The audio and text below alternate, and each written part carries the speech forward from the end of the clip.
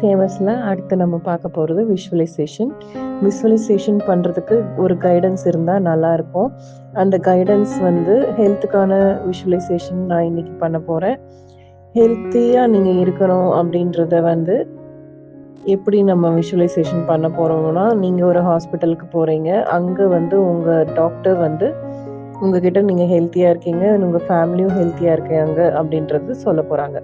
So நீங்கள் ஒரு ஹாஸ்பிட்டலில் இருக்கீங்க. அந்த ஹாஸ்பிட்டலில் ஒரு ஃப்ளவர் பொக்கே இருக்குது. அந்த ஃப்ளவர் பொக்கேயோட ஸ்மெல்லை நீங்கள் அப்படியே ஃபீல் பண்ணுங்கள். ஒரு ரோசஸ் இருக்குது அங்கே, அந்த பொக்கே ஸ்மெல்லில் ரொம்ப நல்லா இருக்குது அப்படின்னு ஃபீல் பண்ணுங்கள். ஸோ ஒரு இடத்துல போயிட்டு நீங்கள் தனியாக உட்காந்துக்கோங்க.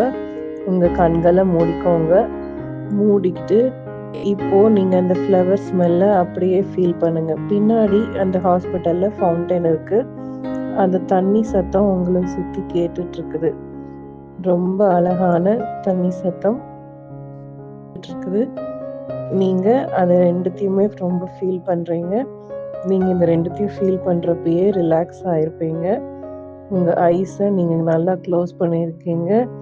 இந்த ரிலாக்ஸேஷன் வந்து உங்களோட நீஸ்லேருந்து டோஸ் வரைக்கும் உங்களுக்கு ரிலாக்ஸாக இருக்குது. இந்த ரிலாக்ஸேஷனோடு நீங்கள் இருக்கிறீங்க. அப்போது உங்ககிட்ட ஒரு டாக்டர் வராங்க. உங்களோட ஃபேமிலி டாக்டர் அவங்க உங்ககிட்ட சொல்கிறாங்க, ஹெல்த்தியாக இருக்கீங்க, உங்கள் ஃபேமிலியில் இருக்க எல்லாருமே ஹெல்த்தியாக இருக்காங்க. இனிமேல் நீங்கள் ஹாஸ்பிட்டலுக்கு அதிகமாக வரணும்னு கூட அவசியம் இல்லை. ஹாப்பியாக ஹெல்த்தியாக இங்கேருந்து நீங்கள் வீட்டுக்கு கிளம்பலாம் அப்படின்னு அவங்க சொல்கிறாங்க. நீங்கள் ரொம்ப ஹாப்பியாக ஒரு ஸ்மைலோட அங்கேருந்து கிளம்புறீங்க. ஸோ நீங்கள் அந்த ஸ்மைலை ஃபீல் பண்ணுங்கள். இதே எமோஷனோடு நீங்கள் இருங்க. இப்படி நீங்கள் எமோஷ்னலாக அந்த ஃபீலிங் கொண்டு வரப்போ கண்டிப்பாக உங்கள் விஷுவலைசேஷன் நடக்கும். டெய்லியுமே இதை ட்ரை பண்ணி பாருங்கள். ஒரு நாளைக்கு அட்லீஸ்ட் 3 தடவை இந்த மாதிரி ட்ரை பண்ணி பாருங்கள்.